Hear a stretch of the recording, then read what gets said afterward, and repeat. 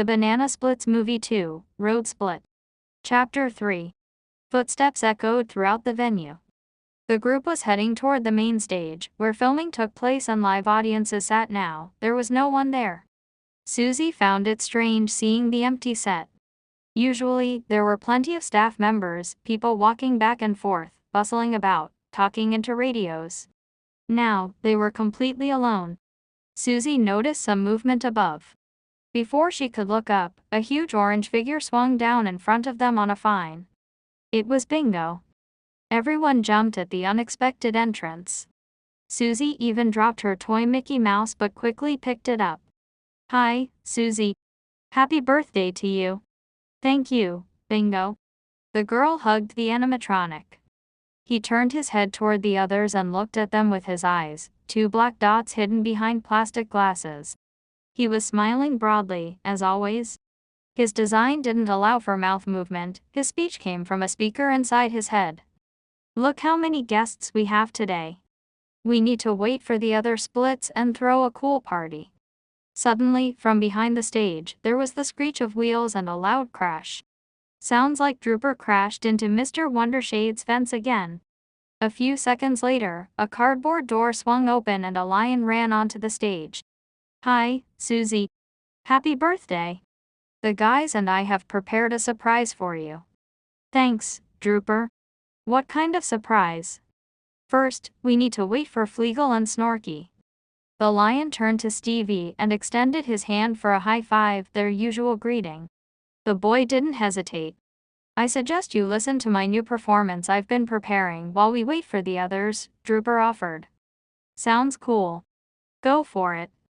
Drooper took his guitar off his back and got ready to play. "Rock it, Drooper." Susie's father cheered. The space filled with powerful guitar bass lines.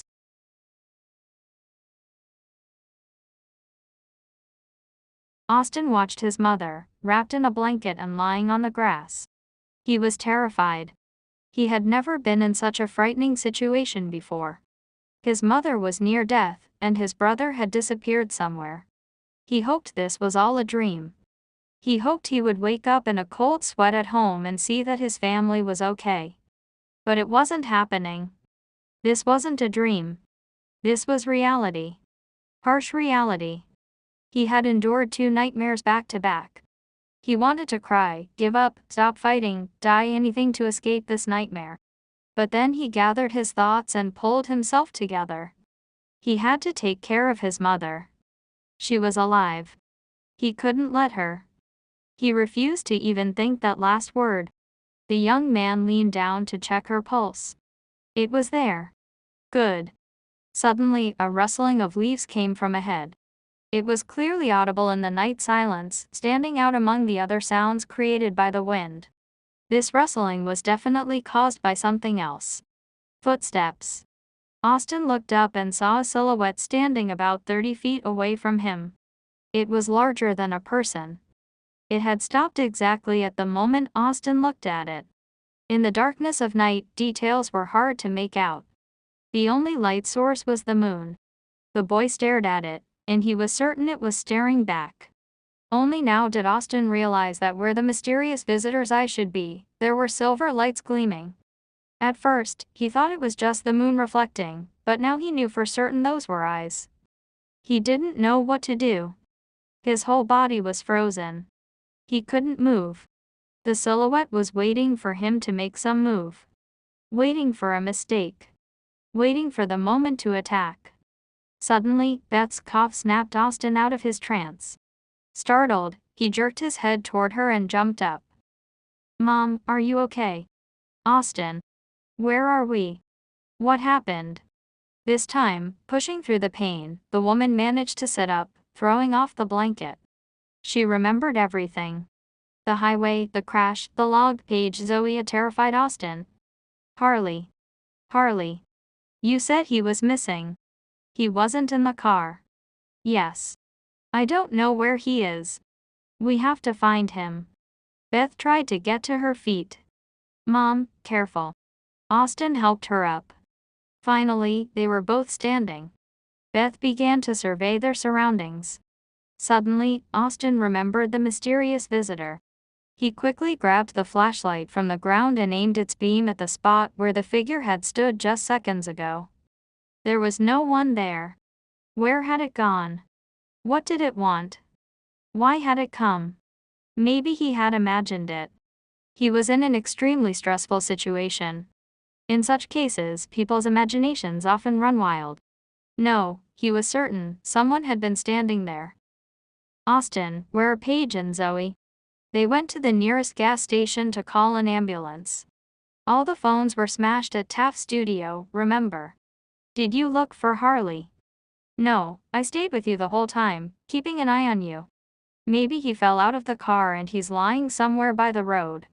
We need to check everything. Let's go. Beth and Austin started searching the area from the car, walking along the road with their flashlights. They'd gone about half a mile when something on the road caught Beth's eye. She aimed the light at it. It was the banana buggy, the one the banana splits drove around in. She remembered how they'd almost run over Harley. The memory made her dizzy. She started to fall, but Austin caught her.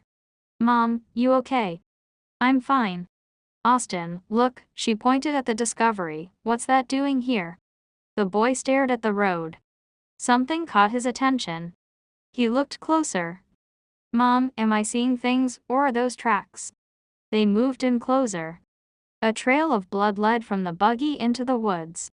Like someone had been dragged. The grass was flattened. Footprints everywhere. Something went down here. Just don't tell me that these plush sons of bitches survived. How is that even possible? You destroyed them yourself. Come on. Harley could be in danger.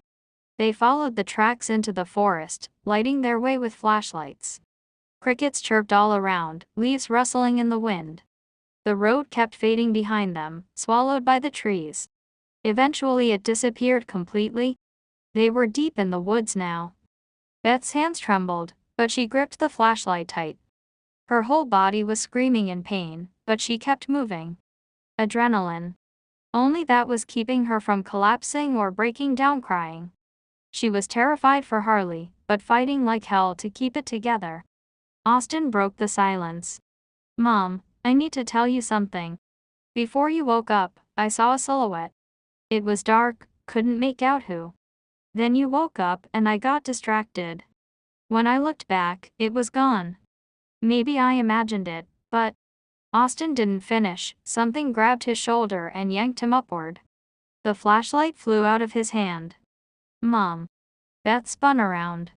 Her son was gone. Austin. Mom. His voice came from above.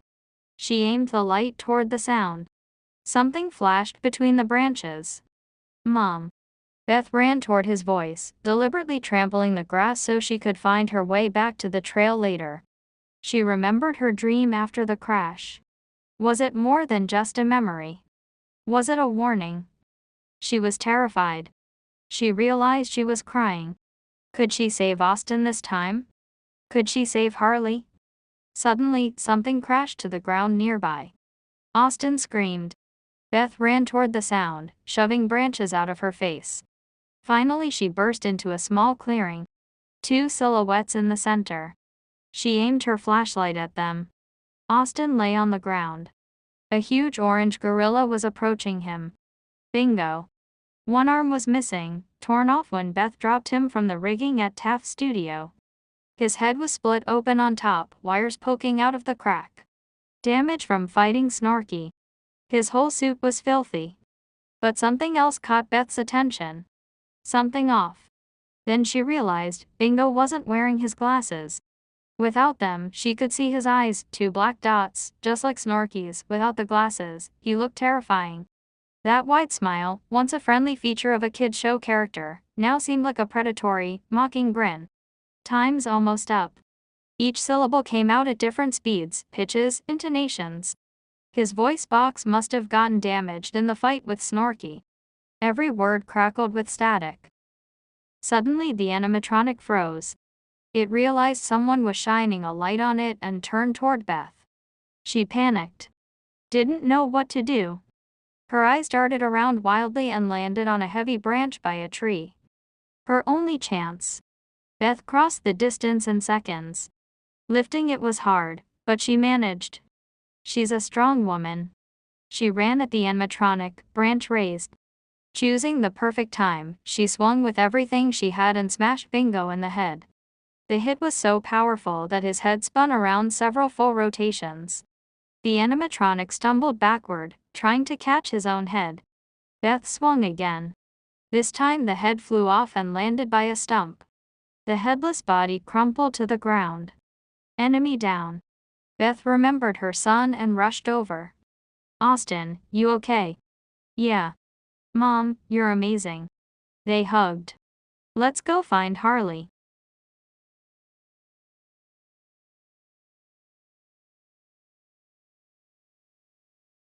Dan and Bill entered a room that looked like a workshop. By the entrance, a monitor sat on a small table. Next to it, set into the wall, was something resembling a window, except it had no glass. Just a rectangular opening covered by a grate, through which you could see a corridor beyond. The entire space was cluttered with tables covered in circuit boards, components, motors, and various junk. On one table stood a model of a mechanical arm. Paint cans and boxes littered the floor. Schematics and blueprints hung on the walls. In one corner stood a small cage, and next to it was a phone booth outfitted with all sorts of technological gadgets. The entrance to the technical corridor should be around here somewhere, Dan said. They began searching the room. Oh my God! Bill shouted. There's a body in here. Dan turned toward the cry and saw his partner standing by the cage. He walked over and looked inside. Lying on the floor was the body of a man about 60 years old. His hair, beard, and mustache were gray. He wore a brown jacket. His face was disfigured, 4 deep gashes stretching from forehead to chin. His eyes had burst, and his mouth hung open, frozen in an expression of horror. Dan grabbed his radio.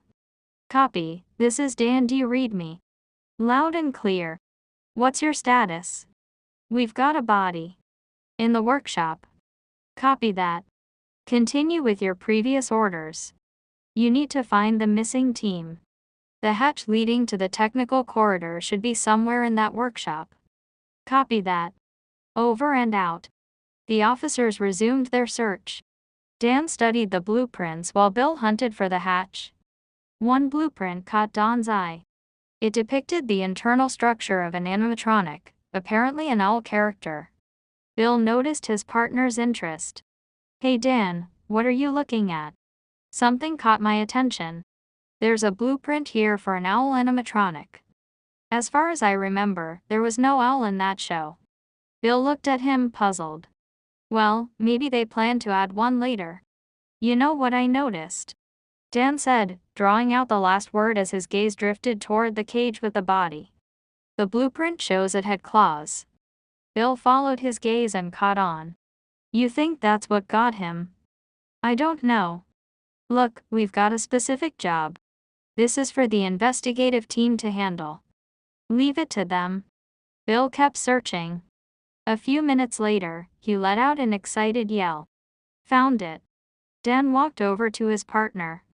Beneath the hatch, a staircase descended into darkness. So, we going? You go ahead. I'll catch up in a minute. You sure?